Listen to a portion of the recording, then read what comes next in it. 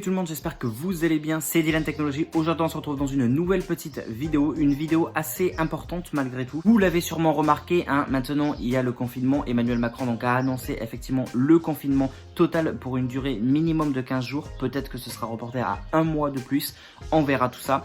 Et le problème c'est que entre le confinement, entre le fait que les écoles soient fermées et cela dans énormément de pays européens, qu'est-ce qui se passe? On va en parler, des coûts sur internet. En effet, depuis quelques jours, vous l'avez peut-être remarqué, on a des bugs, on a des plantages, on a des sites qui ne fonctionnent pas vraiment au final, etc.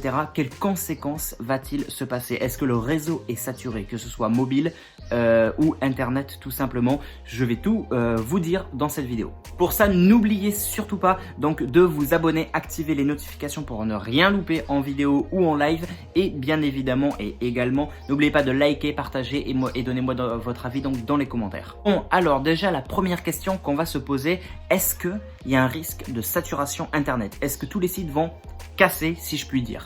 Eh bien la réponse en principe est non. Non, pourquoi? Parce que internet est optimisé pour recevoir énormément de monde à la fois sur internet, que ce soit la journée, un dimanche après-midi par exemple, comme la plupart ne travaillent pas on va dire. Bref, tout ça, normalement internet supporte. Le problème actuellement, c'est que là il y a beaucoup plus de monde qu'habituellement, et beaucoup plus de monde qu'habituellement et en même temps. Et c'est ça qui pose un problème. En effet, à l'heure actuelle, nous avons vu des bugs, que ce soit sur Discord qui a un dysfonctionnement, Facebook, Snapchat, des snaps ne s'envoient pas forcément, etc.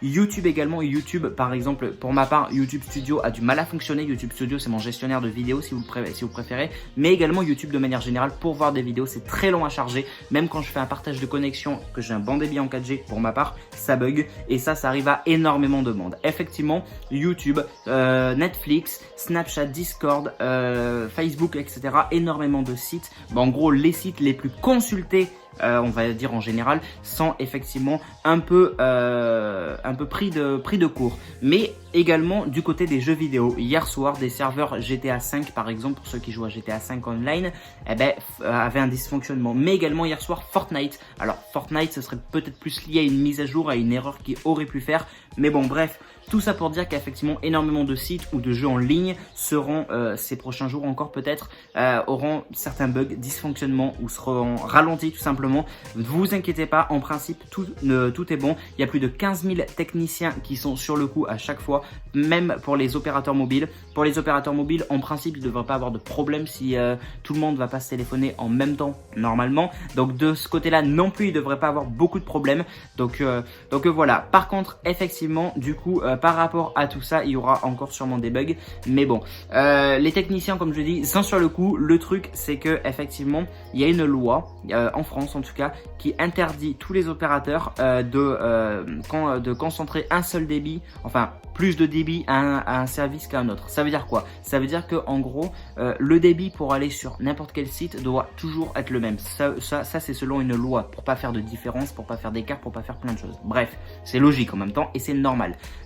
Voilà. Le problème, c'est que là, les opérateurs se réservent le droit donc de attribuer plus de débit à un site plus important qu'à un autre site. Donc en gros, les sites entre guillemets non essentiels auront peut-être moins de débit. Pour l'instant, cette mesure n'a pas été prise, je tiens à le préciser, mais peut-être qu'elle sera dans les prochains jours. Si c'est le cas, je vous tiendrai au courant. Et si c'est le cas, ça concerne quel site? Eh bien, ça va concerner par exemple donc tous les sites non essentiels, par exemple YouTube, non essentiel. Ça me touche. Netflix, je pense que ça touche énormément de monde, c'est non essentiel. Bref, voilà à peu près toutes ces informations qu'on a à ce jour. Voilà, j'espère que la vidéo vous aura plu. N'hésitez pas à mettre un petit like, n'hésitez pas à vous abonner, commenter, partager. N'oubliez pas de me suivre sur les réseaux sociaux pour être sûr de ne rien louper, en activant bien les notifications sur ma chaîne également quand vous abonnez. Et nous, on se retrouve dans une prochaine vidéo. Donc, merci à tous, c'était Dylan Technologies. Salut tout le monde.